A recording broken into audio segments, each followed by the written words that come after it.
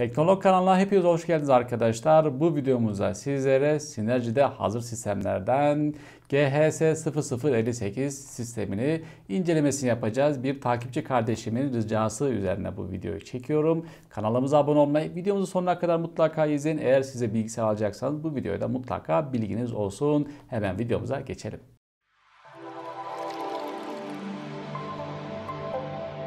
Dostlar, Synergy'de satılan H1 ve ZZZ-V1 diye geçiyor. Uzun bir ve farklı anlamsız bir kelimelerden oluşan bir isim yapmışlar. Ama bizim burada baz alacağımız isim GHS0058 diye şirketin kendi koymuş olduğu hazır sistemin bir paket numarası olarak söyleyebiliriz. Sistemimiz Intel'in bir işlemcisini kullanmakta. Sizler de görüyorsunuz. 16 GB'lık bir RAM'i var. 500 GB'lık NVMe hard diski de mevcut. Tabii ki en önemli özellik ise bir oyuncu bilgisayar olduğu için RTX 3060 ekran kartını kullanmaktadır. Şu anda piyasa fiyatı 11.800 liralık bir fiyat olarak karşımıza çıkmaktadır. Aynı zamanda burada 100 TL değerinde Steam cüzdan kodu veya Valorant oyununun VIP kodu hediye olarak karşımıza geliyor bu sistemi satın alırsak. 3 iş günü içinde kargoya veriyorlarmış. Tabii ki 24 lirada bir kargo ücreti sizlerden ekstra talep ediyor. Tabii ki bu kargo firmasının alacağı bir paradır. Şimdi arkadaşlar, ben sizler için bütün sistemlerin teknik özelliklerini, yani bütün ürünlerin teknik özelliklerini tek tek resmi sitelerine bakmaya çalıştım. Birkaç üründe resmi sitesi değil, yine Synergy'nin kendi bilgileri üzerinden gideceğiz. Hemen ilk parçamıza gelelim arkadaşlar. İşlemcimiz Intel'in bir işlemcisi. Ben de resmi sitesinden sizlere bunu göstermek istiyorum. Intel'in i5 10400 işlemcisini kullanıyor. Bilginiz olsun, bu F modeli değil. Yani üzerinde bir dahili ekran kartı mevcuttur. Şimdi arkadaşlar aşağı doğru inelim. 14 nanometrelik bir yarı iletken kullanıyor.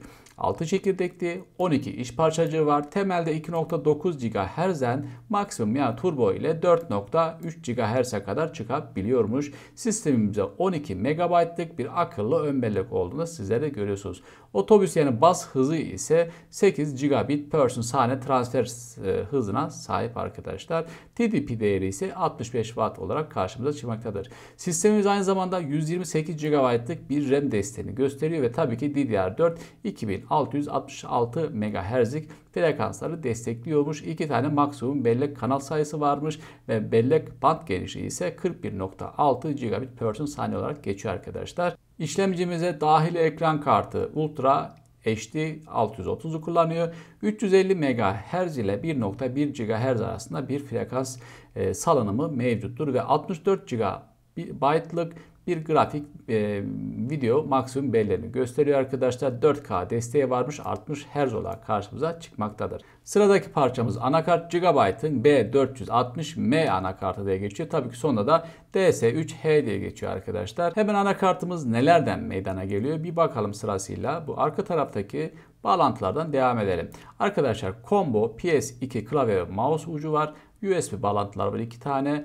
Bir tane VGA, bir tane DVI bağlantısı var. Onun yanında HDMI bağlantısı var ki bu 3 bağlantıyı bizim kullanmamıza gerek yok. Çünkü bu sistemde hazır bir harici ekran kartı olduğu için bunları kullanmayacağız. Aynı zamanda USB 3.2 birinci jenerasyon tip A USB portlar mevcuttur. Yine onun yanında da yine USB portlar ve Realtek'in bir tane oyun LAN olduğu yani RJ45 bağlantı portu var ve bir tane de ses kartı görülmektedir. Hemen şu tarafa gelelim. Çift kanallı DDR4 soketi var. Yani 4 tane var. Aslında bu normalde 2 tane olarak geçiyor. Zaten az önce biz şurada işlemcimizde sizlere söylemiştik arkadaşlar. Hemen şuraya göstermek istiyorum. Maksimum bellek kanal sayısı 2 diye geçiyor. Buradaki olayımız arkadaşlar bir çoklandırma hub sistemi yapıldığı için 4'e tekamül etmektedir. Biz eğer ki 2 tane RAM kullanıyorsak ki zaten bu sistemde 2 tane RAM var. Aşırtmalı yapacağız. Yani bir tane boş bırakıp bir tane dolu haline getireceğiz. Zaten bunların üzerinde de sırasıyla yerleri yazmaktadır. Şurada bakın bir yazı var arkadaşlar. Buradan da bakabilirsiniz. Zaten bu hazır sistem olacağı için kurulu halde geleceği için siz bunu dert etmeyeceksiniz. Ancak siz kendiniz bir sistem toplayacaksanız ve böyle bir dörtlü bir soketli RAM alacaksanız yani RAM olan bir anakart alacaksanız buna mutlaka dikkat edin.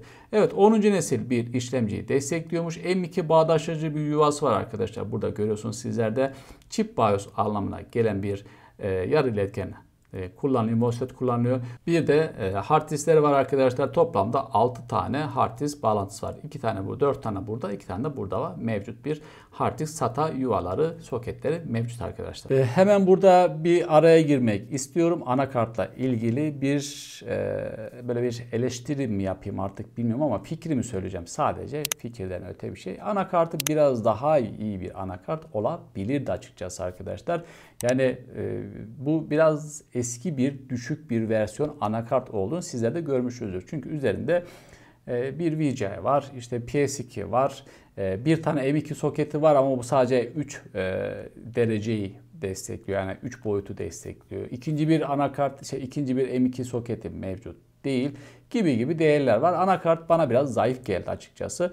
Tabii ki bu sistemde bizim işimizi görecek mi? Görür tabii ki, niye görmesin? Yani sonuçta üzerindeki diğer parçaları bunu, özellikle ekran kartı bunu yani engelliyor. Yani bunu öne çıkartıyor açıkçası. Ama dediğim gibi anakart biraz daha iyi olabilirdi. Bir sonraki parçamız RAM arkadaşlar. G-Skill'in RAM'ini kullanıyor. 2 tane 8'lik toplamda 16 GB olan RIP-GEFS dediğimiz 5.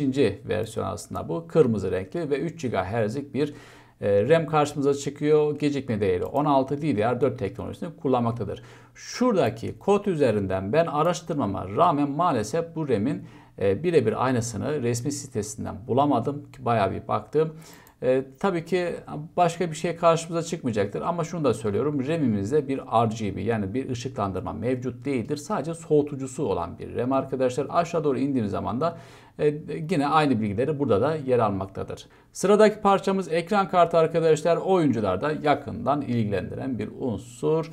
Özellikle mining tarafında yani mining yapan ki olaylarda biraz düşüş olduğu için ekran kartlarında büyük bir düşüş görülmektedir. Tabii ki bu ne kadar sürecektir onu bilemiyoruz.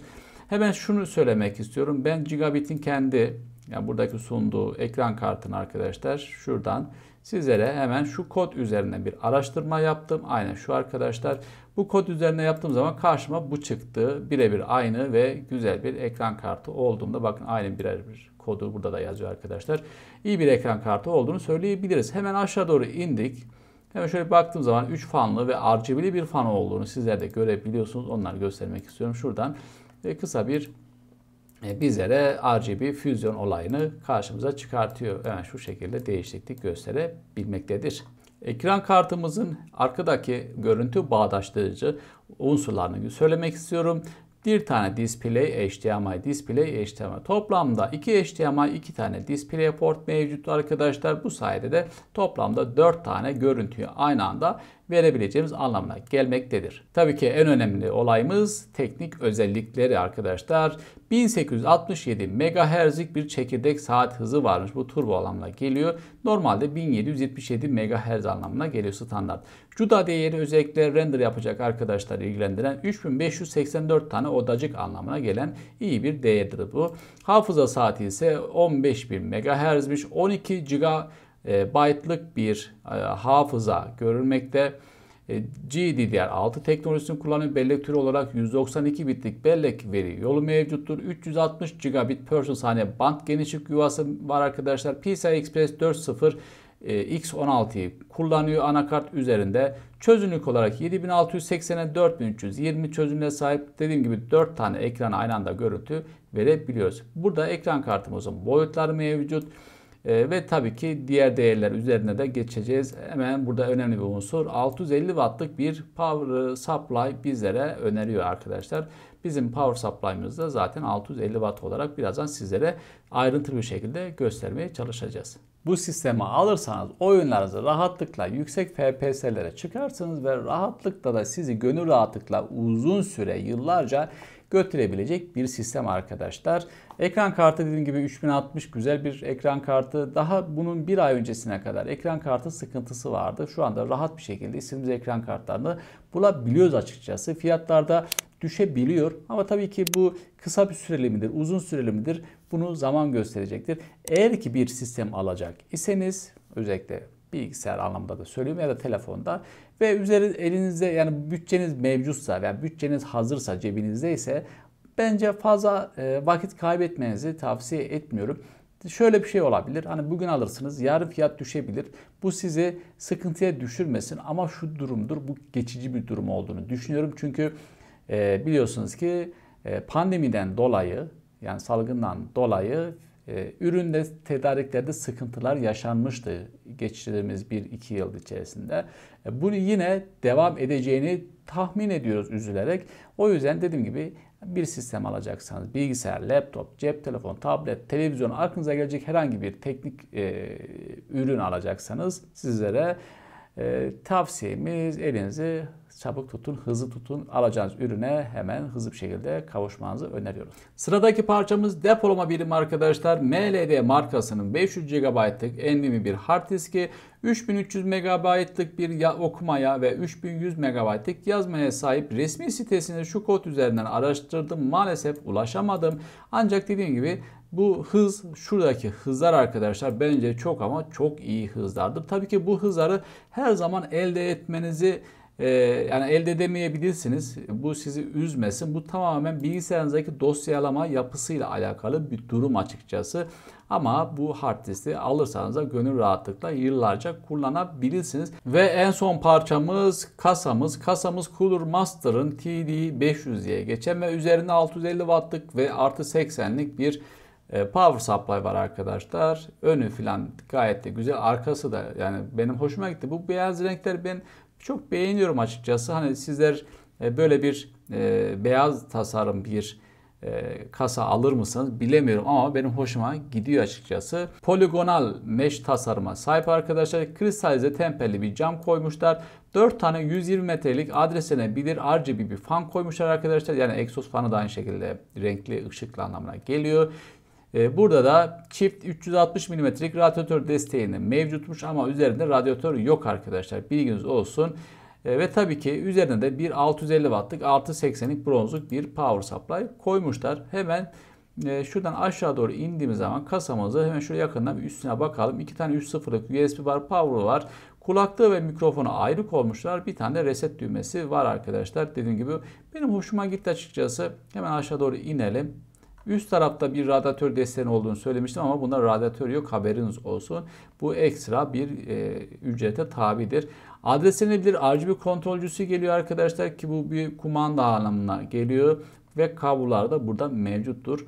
Bununla ilgili nasıl yapılacağıyla ilgili eğer sizin mevcut bir sisteminiz var ise kanalımızda bir video var arkadaşlar. O videodan da biz sizlerle bakıp öğrenebilirsiniz. Ve sistemimizin power supply'ı. Şimdi power supply ile ilgili pek fazla burada bir bilgi paylaşılmamış arkadaşlar. Şöyle aşağı doğru indiğim zaman sadece burada power supply'ımızın bu şekilde bir yazılar görmekteyiz dostlar. Ben de ne yaptım? Resmi sitesini buldum. Şu kod üzerinden, şuradaki kod üzerinden dostlar hemen resmi sitesinde sizlere yine Cooler Master'ın bir power supply olduğunu zaten sizler de görmektesiniz. Kablolarını vesairelerin boyutlarını ve voltaj değerlerini yazmaktadır. Ama aşağı doğru indiğimiz zaman power supply'ımızın gayet geniş bir kitleye hitap edebilecek ve tabii ki kaliteyi de çok öne çıkartacak değerlere sahip arkadaşlar. Öncelikle aktif bir PFC değerini görmektesiniz ki bu çok iyi bir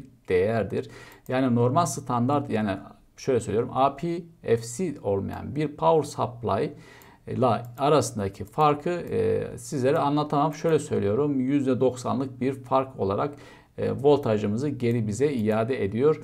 Bu da sistemimizde besleyen bütün parçaların daha performanslı çalışacağı anlamına gelmektedir arkadaşlar. Aşağı doğru indiğimiz zaman 120 mm'lik bir fanı varmış. Üzerinde 2400 RPM'lik bir dönüşe tekamül ediyor. Burada gürültüsü vesaireleri hepsi yer almaktadır. Bronz olması artı 80 bronz olması %85'lik bir kazancı bizlere göstermektedir. Bilginiz olsun. Aynı zamanda aşağı doğru indiğiniz zaman da korumalar olarak yüksek voltaj, yüksek akım, kısa devre koruması, düşük voltaj gibi değerlerde bizlere sağlamaktadır. Düzenleyicileri ise arkadaşlar tamamen bunlar başka firmalardan bu markanın almış olduğu sertifikalardır dostlar. Bilginiz olsun. Burada konektör bağlantıları vesaireleri mevcuttur. Ama şurada watt değeri olarak 500 ila 750 watt olduğu sizi kafanızı karıştırmasın. Bizim sistemimiz 650 watt olduğu için arkadaşlar zaten burada da görüyorsunuz. Bunun bronz olduğu için %85 değerini aslında alacağı anlamına gelmektedir ki bu da bizim bu hazır sistemimize çok iyi bir değer olarak karşımıza çıkmaktadır. Biraz ayrıntılı değinmeye çalıştım. Özellikle power supply tarafında. Çünkü ben her zaman power supply'a önem veriyorum. Çünkü o kadar ürün para veriyorsunuz, parçalar alıyorsunuz. Sonra dandirik bir power supply takarsanız bütün parçalarınıza zarar verebilirsiniz. Yanabilir ya da performanslı çalışmayabilir arkadaşlar. 11.700, 11.800'lük bir fiyat olduğunu zaten gördünüz sizler de. Umarım iyi bir video olmuştur arkadaşlar. Sonuna kadar ve buraya kadar izlediyseniz teşekkür ederim. Kanalımıza abone olmayı ve like atmayı unutmayın. Bir sonraki videomuzda görüşmek üzere. Hoşça kalın.